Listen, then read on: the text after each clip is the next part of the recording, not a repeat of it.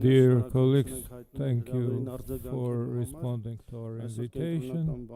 Today, the central bank, by a decision of its board, left the refinancing rate unchanged at 6.75%.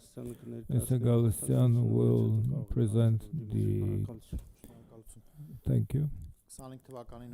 At its meeting today at November 4, the board of the Central Bank of Armenia decided to keep the key policy rate, refinancing rate unchanged at 6.75%. In Q3 2025, annual CPI inflation increased slightly, standing at 3.7 in September. Meanwhile, core inflation edged up, standing at 3.5% year-on-year. In Q3 2025, risks of further slowdown in demand conditions globally and Armenia's key partner economies persist, while inflationary pressures in the US have intensified concurrently. Uncertainty surrounding US trade policy and its macroeconomic implications remains elevated. Uncertainty regarding the medium-term implications of US fiscal policy, including the impact of rising public debt on long-term interest rates, persists. Consumption in the US continues to drive relatively high economic growth and an elevated inflationary environment. However, risks of a correction in asset prices and labor market weakening could negatively impact the medium-term growth outlook. At the same time, in Armenia's other trading partner economies, risks of weakening growth and demand are beginning to gradually materialize. Oil prices continue to decline amid growing supply and weakening global demand, while food prices have shown some signs of softening. However, geopolitical uncertainty and tensions in international trade relations remain a key source of global inflation volatility. In this context, considering weakening demand on one hand and persistent inflationary risks on the other, central banks in major economies would be expected to either maintain or gradually ease their tight monetary stance. In Q3 2025, economic activity in Armenia increased. Demand continues to be driven by growth in demand-driven sectors, short-term non-structural growth drivers in construction, sustained robust growth in the construction and service sectors following sustained declines in 25 and Q1 25. External demand for domestic goods and services has increased in Q2 and Q3. At the same time, uncertainty remains elevated regarding the future outlook for domestic demand. In this context, demand continues to have a neutral impact on inflation, while recent increases in headline and core inflation have been driven by supply-side factors. Wage growth, non-traded sticky price inflation, and inflation expectations continue to stabilize. At the same time, risks for short and medium-term demand pressures from fiscal policy request. In the context of current macroeconomic development, financial markets in Armenia generally expect the Central Bank of Armenia to gradually lower the financing rate over the next 12 months to approximately 6.25% or 6.5%. Amid higher uncertainty, the board discussed on the one hand case A-type scenarios where possible underlying developments would require a higher path for the policy rate relative to current market expectations. This is with reference to the US. This includes scenarios related to rising neutral rate globally and on the other hand, the board has discussed case B-type scenarios where potential economic developments imply a more rapid and aggressive downward path for the policy rate than what is currently priced in markets. The scenarios include risks regarding overall concerns about the outlook for the global economy. As a result, seeking to manage macroeconomic implications that could stem from case A-type scenarios materializing, the board finds it appropriate to keep the policy rate unchanged in the current round. The board resolutely affirms its commitment to adopting the appropriate policy actions and strategy to ensure the price stability objective of 3% inflation in the medium term. Thank you for your attention. Sputnik. Thank you. May we assume that the main message or the conclusion of the board, A and B type risks balancing, is more or less the same as what resulted in the preceding board meeting? More or less, yes, but there are two observations. We continually observe that the materiality of risks in the both dimensions is neutralizing. We looked at B-type risks from the perspective of the possible fall of real estate prices. Now it's far more mild and relatively calm, the adjustment of these prices. And the fiscal signals other factors, that is also, we see that the government in terms of fiscal discipline is on high grounds. They reduce down to 4.5% the budget deficit, which is good. And from the perspective of the rule of fiscal stability is quite good. About the signals from the global economy I mentioned, there is certain uncertainty in the US in terms of their long-term behavior. And in the light of all this, there is a certain mitigation of the background that we operate in. At the same time, looking forward, we see that in this way, or rather, the majority of the board looks at the A-type risks and concludes that we need to be more alert about A-type risks and follow their materialization prospects more closely. Another question: do you have an assessment of the impact on the inflation of the cashback programs growth, which will be beneficial for the pensioners, but for other citizens, a big chunk thereof for ARCA cardholders may be detrimental? This is still in the process of being discussions. We didn't receive from the government a final program to make exact estimates. It's not finally resolved as yet. The mechanisms have not been discussed at great length, for which there is a need yet. Then it will be decided who's gonna do what. There are several schemes being discussed, schematics. Once the final decision is made, we'll make the estimation, no big deal. Thank you, Mr. Galstyan. Could you please more clearly lay down the refinancing interest rates decline over the course of the last year? It almost fell double. It was mostly determined by inflation. And what stands behind the 3.5% of inflation? You refer to some global trends and developments. What are the financial changes in Armenia that contribute to the rise of prices, and how will the unchanged interest rate contribute to containing inflation? If I understood your question, it pertains to the peak of 10.75 more than a year ago. Was the path that we traversed and how we succeeded in reducing it. You remember that in the wake of the COVID, we had inflation, which was almost double the target. The target was 4%, and we exceeded 8%. And the Central Bank of Armenia was maybe one of the first central banks in the world that increased the interest rate on a timely basis and accurately. We started it from December 20. It went to 10.75 from 4.25 to prevent undesirable developments in the decoupling of inflationary expectations. We succeeded, and for a short period we were quite close to the target, but the Russian-Ukrainian conflict erupted, which unexpectedly created a big wave of external demand, which pushed inflation upwards in Armenia again. The central bank had to respond to that reality, after which, having overcome the wave in beginning June 23, we started the embarked on the mitigation phase, and we have, as you appropriately mentioned, gone down to 6.175. The last reduction was in February, and we kept it stable since. Mostly we talk about A and B type risks. In previous meetings, the board was more concerned about those risks materializing. At this point in time, like I responded to the previous question, we see those risks materializing more mildly, the likelihood thereof, that is. So our policy, we believe, is pretty adequate, since we have, to begin with,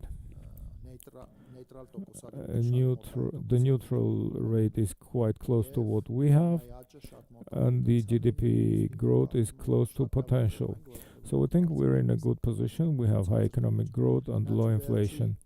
The most recent certain negligible increase in the inflation, 3.7, is definitely determined by supply factors. As you know, central banks usually refrain from responding to supply factors. We mostly deal with the demand determined inflation management. You mentioned that the target should be 3%. It's midterm. This is midterm, yes. Very well done. In any case, this question is always asked. We got double the decrease of the refinancing rate. Does it affect the policy of commercial banks? We increased it to 10.75 and the bank interest rates remained put. Now that it's down by about 80% and you still want to reduce it to 6.5, 6.25 to 6.5, will this affect the bank rates?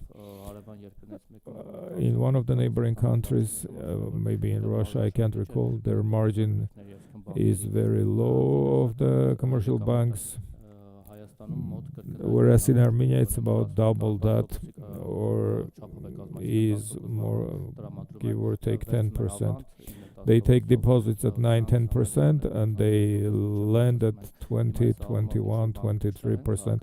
Will the citizens gain something from this reduction, especially in consumer loans, which are the most risky? Several observations. We do not claim that it will go down to 6.25, 6.5.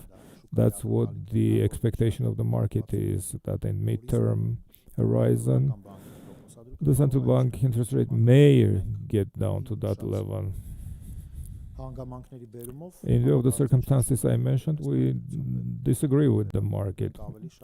Our assessment is that the country still has a chance of A-type risks materializing, so that we're more cautious and we believe we do it more correctly. As for the consumer loans account for just 22% of all loans. All other loans are less risky and do not have the percentages that you refer to. One thing that we during this meeting acknowledged clearly is that when we were reducing the refinancing rate, the best response was the T-bill short-term curve. Whereas this time we see that since the end of summer, starting August, there are events taking shape that may be interpreted several ways. Our interpretation is that this is also a result of our actions, because we have tweaked the norm of reserves. We freed up about 180 billion surplus of liquidity for the banks, which may be used for various purposes. As a result, the mid-term and long-term segments of the return curve has reduced by 50 to 60 base points. There is a big fall. As for the loans per se, the profit margin is not that big naturally. You have to understand, they take 1 year deposit at 10%, they issue 20-year long at 12-13% mortgages, that is in drams.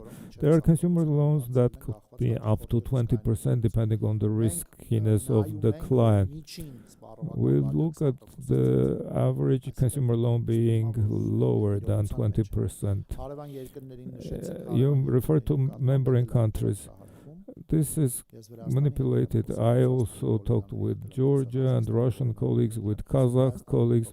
In Armenia, the interest rates are not higher than in the region. That needs to be emphasized because that's always the Russian central bank rate is 16.5%, which of course increases the commercial loans interest. In Georgia, we are doing a survey. We could share if you're interested the findings. My initial impression is that their consumer loans are about 30%. So this discussion should be based on substantive content to be able to compare facts. We have a good experiment, the Armenian and Georgian banking systems. When Daron Acemoglu was looking at Northern and Southern Korea, what happens when you divide the same nation. Our two major banks in Georgia and Armenia, the second biggest banks are in the same group. So if they're any different, that's the country-specific differences. Ameria and Bank of Georgia, right? If you look at, they're almost identical, very, very close. To some extent, Bank of Georgia's interests are high, to some extent. In return, the Bank of Georgia is slightly ahead, but they're very close. But Georgia's credit rating is higher than Armenia's, mind you. No mic is used. Nothing to do with that, absolutely. It's mostly determined by the competitive environment, supply, demand, and the specifics of doing banking. Based on what you say, I know that in Russia, exactly that's the reason why deposits yield higher interest. Many people want to deposit rather than banks use deposits rather than borrowing from the central bank. And naturally, the loans interest exceeds the deposit interest. If they were taking deposits at 20-25%, you can extrapolate what the loans interest would be in Russia. I have several questions in succession. The Minister of Economy estimates 7% economic growth in by end of 25. Do you share his optimism? The central bank doesn't do such projections. We look at scenarios. If I'm not mistaken, according to market forecast, it's 5.2%. That's the assessment of the participants in financial market. Second question, there is new financial machination schemes, especially transferring funds from Azerbaijan. An imposter central bank employee calls people, and David Khajakyan recorded another case from the councillor in the municipality of Yerevan that the bank had issued a loan. They knew that the person was not aware, but they advised him to take it to law enforcement. Is the central bank taking any? We continually take measures against that. In Unibank and other cases, we keep tabs on that. I've seen Khajakyan's post on it. Our oversight team is working with Unibank as we speak. We have almost 7 trillion worth of a loan portfolio. I understand that every case is special, exceptional, sophisticated, important for the household affected. But in 7 trillion, we have some cases that are talked about. One case, another two. There is no country where the financial system would be immune to risks, multiple risks of penetration, which we try to manage. There is virtually no country without such incidents. Our purpose is to reduce to minimal the number of such cases, and secondly, offer institutional solutions. If we see the incident in a bank and the bank found a solution or prevented or addressed and resolved it in retrospect, we want to make it available for others as well. They showed me a paper today where they have forged the signature of my deputy in Russian. He doesn't have a Russian signature, but they signed his name in Russian, and put a wet seal of a social security fund or whatever. So I appreciate that you raised this question. It matters for us, for our citizens, every time. Maintain these hygiene rules. If you get a phone call, take it with a pinch of salt. Do not trust them. Call back. So take measures to be 100% certain that the interlocutor is that who you want to talk to. It was just a piece of paper which they presented as someone made an imposter as a central bank employee who wanted to commit fraud. I assume it was fabricated in Armenia. Let me describe another case. They stole a cell phone and took out a loan through the applications. The investigator acknowledged that it was done by a stolen phone. The banks demand a judicial ruling, and we know how long it takes. How should the citizen behave? During the preceding wave, which I believe we successfully quelled, you remember there was a period in time we found interesting solutions, but those people are not idling. They will keep trying to find more innovative, more convoluted solutions. They steal physical cell phones, that which has transpired an amount of time before in the physical domain. Let's say burglars broke into your home and took away everything. And second alternative is they burgle into your virtual life.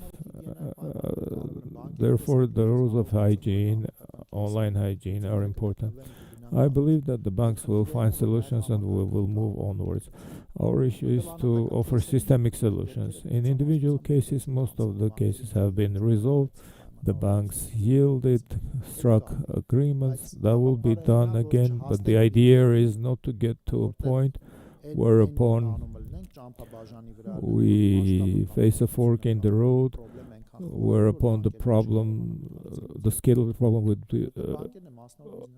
be to the extent that the banks would not be able to address and resolve it. The banks are, after all, private businesses.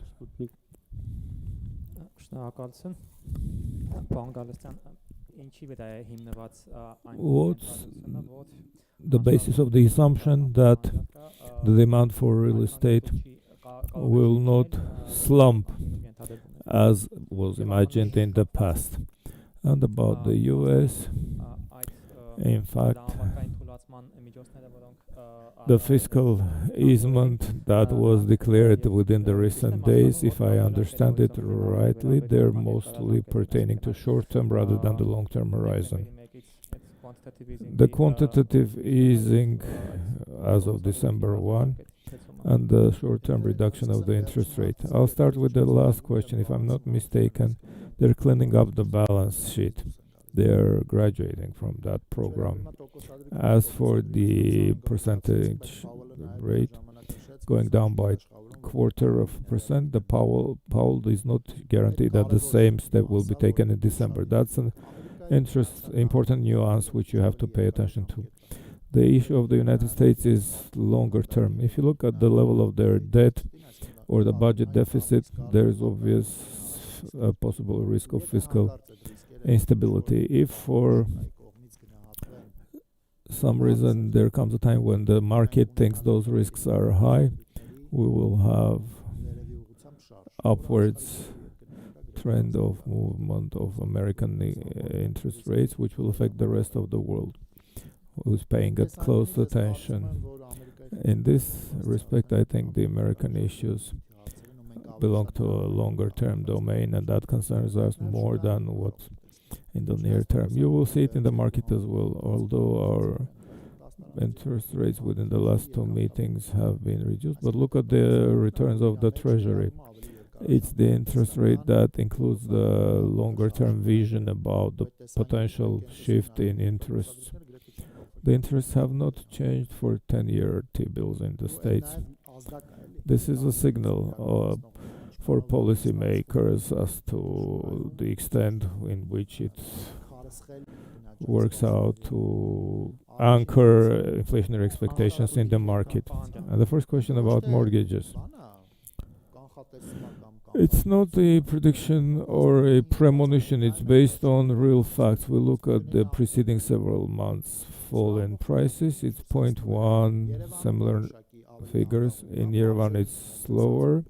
It's offset in the provinces because the mortgage return of the income tax is still valid there. But you remember in our financial stability report, we keep repeating that there is a risk of 20 to 30% price adjustment there, which is where we were thinking and what would happen to activity prices, financial system. At this point in time, what I'm saying is that in the horizon in which we're looking at it, it's been some time down the road and those risks have not materialized. It's more smooth and mild, which is in the best interest of all of us. That matters. So you have concluded that based on a certain mass of factual data. Yes. Or tracking the dynamics, we looked at de facto cadastre colleagues estimated index of prices. We talked with several major developers as well, and we see that these major developers have pretty good sales. So they succeed in selling apartments, which is satisfying us. Daniel Azatian in the most recent press conference said that as of the 6 months, it was 201 billion, the income of the banking sector. Does the central bank have an annual estimate of expected revenue? There is no. Once Q3 is already closed, the numbers are there end of September, right? We have the returns. 1 quarter remains. Usually December is more active in terms of lending, so there could be somewhat bigger. But there are also write-offs end of the year, so these two numbers could be compared. But we're not doing such estimates. And the last question, you mentioned that the economic players expect midterm lowering. What about the central bank policy? Certain banks have started to reduce deposit interest. That's exactly what my Vakarian wants. The deposits will go down. As a result, ancillary loans will also go down, the interest. We talked yesterday and today about transmission mechanism at great length. When I was answering Vahe's question, the idea was there is the logic of the return curve. The shortest money is overnight, then it's a 7-day central bank repo, then T-bills under 1 year, and then loans and the rest. We clearly see our impact on short-term T-bills. Last time and this time we see that the middle segment of the return curves is going down. The sovereign debt is going down, both interest rates one and mandatory provisioning wise. If the banks in this context expect that the promise of the central bank to have 3% target inflation is credible and they use this in their estimates, because an interest rate is a component of the risk, if they, considering this, reduce their rates, of course, deposit interest lowering will be followed by the loan interest. We'll watch and see, but there should be a transmission mechanism kicking in. Unless there are shocks or force majeure, the central bank is inclined to reduce the refinancing rate. The central bank works on a current regime and it tells you that it sees A-type risks. A-type risks mean that we see the environment somewhat more risky than the financial system perceives. We're on the yellow curve, they are on the dotted line curve, which is why our pathway of the interest rate somewhat diverges from the financial market expectations. I hope by the next press conference the interest will be down. I have a question about cryptocurrency, crypto assets. The central bank stipulates a licensing requirement and it gave 12-month deadline as of January 1, if I remember it correctly. The law was enacted on July 4. The sanctuary legislation should be ready by the end of this year so that the 1 year countdown starts. As of January, the countdown of 1 year will begin. Whatever sanctuary legislation we discuss, we discuss it with the industry. As of January 1, the full package will be there. The procedure for licensing, they will be ready without wasting time to get licensed ASAP to fit within the deadline. So the countdown will start at January 1. Since there are ATMs that cash out crypto, so if they are licensed, those ATMs will be eliminated. What will be their destiny? I'm not aware of the functions of those ATMs. I know that cash transactions for crypto, according to the law that our colleagues from the interior mentioned, should be cashless. I'm not aware of the ATM you refer to. If it's issuing cash, then it will have to be, they have to attempt to do non-cash transactions. So if it's already prohibited cash transactions. The law that was enacted by the National Assembly does not include the logic of cash transactions for crypto. So who's going to oversee? We are going to supervise. We will supervise like all other subjects. We will supervise mediators. That ATM is doing mediation. It's not a person. The law of the country says that you cannot do cash transaction with those assets. So can we assume that those ATMs will be eliminated if they do only cash transactions? Then what about ancillary functions? The ancillary functions will stay in place. The cash function will be eliminated. I'm just not aware of those machines. And the crypto contains big risks and shadows. As far as I understand, do you hold crypto assets? I do not. Some of our guys have set up small wallets to catch up with the learning curve. They do transactions, look at risks, opportunities, after which we discuss those mostly in the executive level with the board. So knowledge-wise, in the central bank over the last year, quite a lot of knowledge accumulated about this sector, and I believe this knowledge will help us to come up with a reasonable regulatory framework. What's the understanding of your colleagues who set up those wallets? Weren't they tempted to get big returns on crypto, or was it mostly for research purposes? It's exclusively for research purposes. Central bank employees do not pursue the objective of earning with it. We're not allowed to pursue those objectives. The purpose is to gain knowledge, do research, understanding what's transpiring in the market, who are the players, what are the instruments. What did your research conclude? Do you have an estimate of the shadow in crypto circulation in Armenia? For better or for worse, we do not have that information. It would be very difficult to understand what the shadow volume is. Like if you ask, can you have estimates about the turnover of illicit drugs? But we will see the part of the economy that will be covered by licensing, reporting requirements, and whatnot. Will there be increase of tax revenue? Yes, I'm aware that the tax revenue service will have certain requirements about those assets.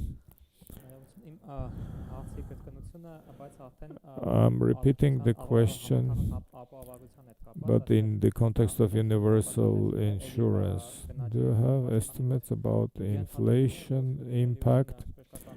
Because the assumption is there will be more demand for medical services in midterm and maybe next year as well, because next year person of pension retirement age will become pensioners. Not at this point in time, we do not have any estimates.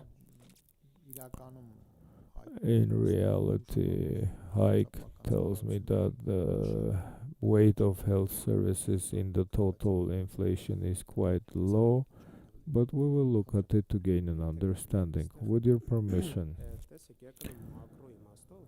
in macro terms, the impact of monetary policy on inflation and the economy. On one expenditure line, it may be high or less on another line. In order not to go through it line by line, in terms of its overall impact on the inflation, it will be deemed neutral or somewhat restrictionary.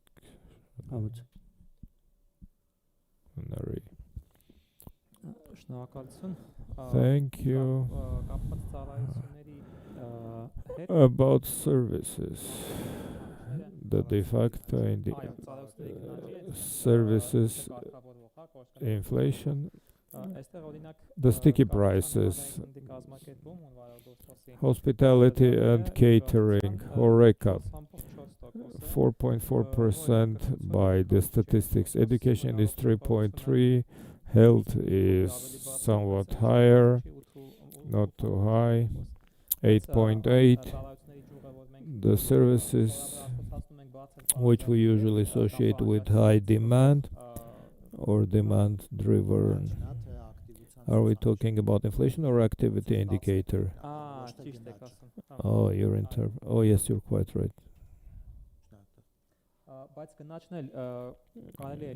But we could look up inflation as well.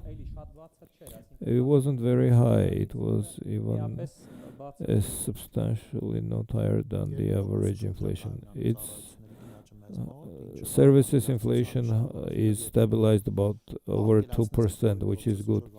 If you do a mental exercise and look at the inflation basket, which component is the most stable and responds the most to demand-driven factor, it would be services. And if we see that the inflation of services is 2%, we could conclude that the volatility is mostly based on seasonal demand, which we could be more calm about had it been demand driven. During the tourism season, as far as I remember, we could look it up, but it was not higher than the average.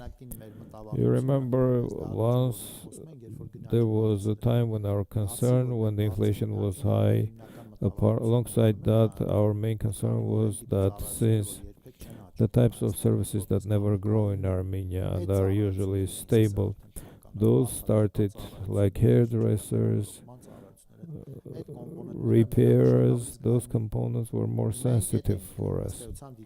And that's what we were looking to at essentially. Look at the blue curve.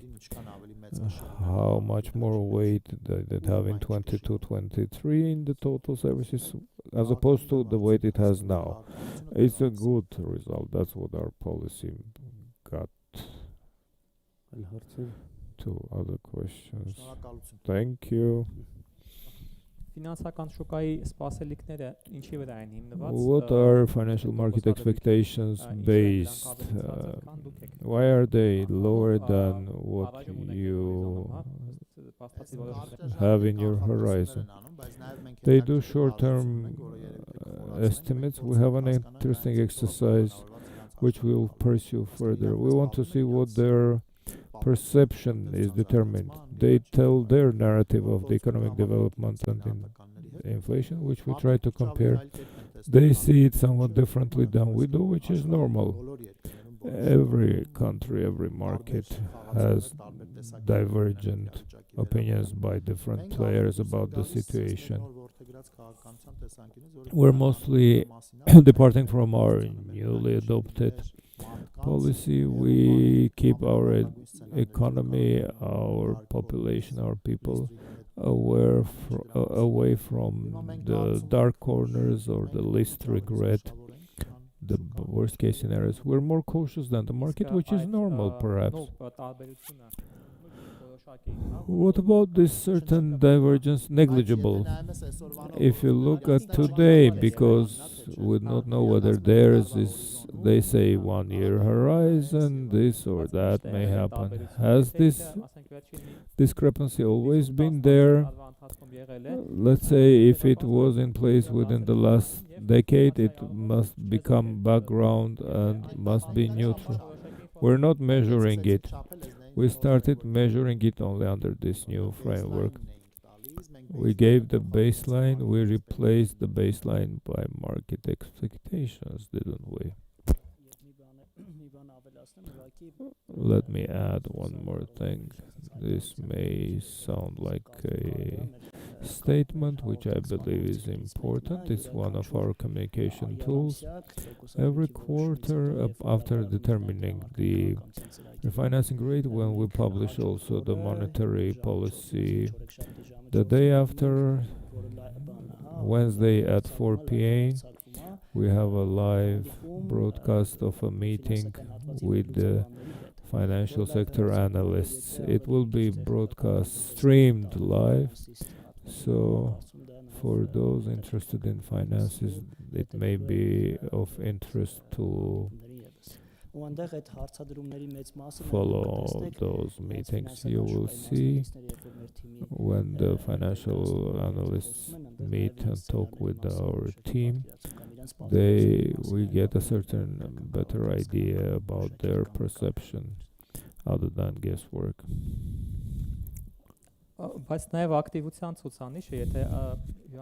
The activity indicator, if it's 4.4 in Horeca, increase, which is below the average economic growth, does it not indicate that the risk of surplus demand is not that scary?